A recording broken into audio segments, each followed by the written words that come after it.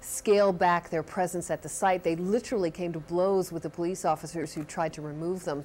So when a person with a camera came around, let's just say they didn't lay out the welcome mat. Photographer Marlon Suson gained their trust, though, little by little after the attacks. I began chronicling the early days of Ground Zero in September, because artists can't go down in the hole and dig. Artists do what they do best. They contribute through their emotional talents. And so like any other artist, I wanted to contribute. I just wanted to tell the story of 911, but at the same time, I was extremely upset.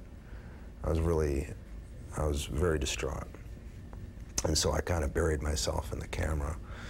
And it was a nice place to hide for a while, you know, to try and disappear. I've been shooting photography since age 13. Originally, what I loved shooting were people. I loved capturing emotion in people. And I got down into that hole. It was like a hotbed of human emotion, pain, brotherhood, togetherness, and people working together with a common goal to bring people home. I respect the firemen more than they'll ever know. Imagine going down there every day and raking through the mud and the dirt, looking for any sign of your loved one.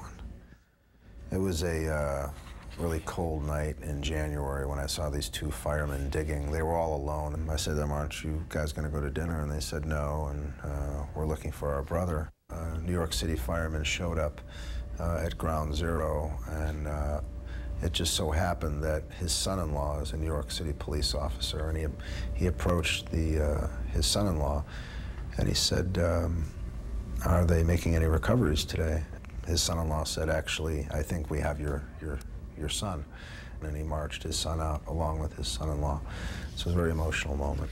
What's great about these guys, the police and the firemen, is they never forget. They never forget where they are, and they're very gentle and sensitive to what they're doing.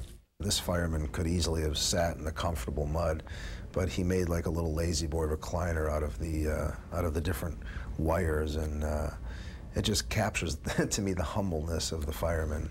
It was early morning, about 7 in the morning, and I saw Chief Ritchie's standing on a ridge overlooking Ground Zero, and I knew that obviously he was looking for his son. The irony to this photograph is that 3 weeks after this photograph, they found his son, and they found his son directly underneath where he's standing in the photograph. A lot of the things that I saw down at Ground Zero took my breath away.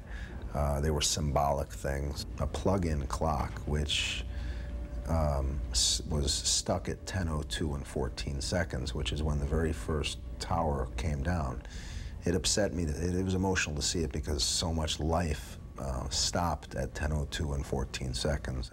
I was walking in the path controller's room. The room was completely destroyed, but there was a calendar on the floor, and it said today is Tuesday, September 11. I saw a lot of things that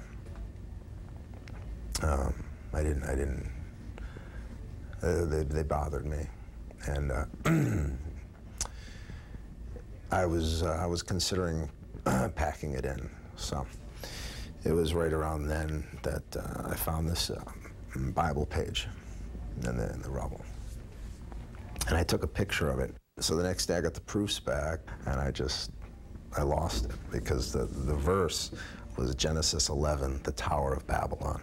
I looked at the symbolism of the 11 and the tower, and I took that as a positive message and a positive sign that there was a higher power. God was watching down on both the people when they passed away and the recovery. This is the honor guard. That's where the fireman is covered in a flag and marched out by their brothers from the fire department. And they allowed me to walk with them, so it was very special for me. When I saw some of the things down there, I would go home at night and I'd cry. A lot of the things that made me cry are in these images. And so I tried to shoot them in the most tasteful, respectable way, but I shot them in the way that got to my heart. And if it got to my heart, odds are it will get to other people's heart. If you can't connect, you can't heal. And so I'm hoping that these images will serve that purpose.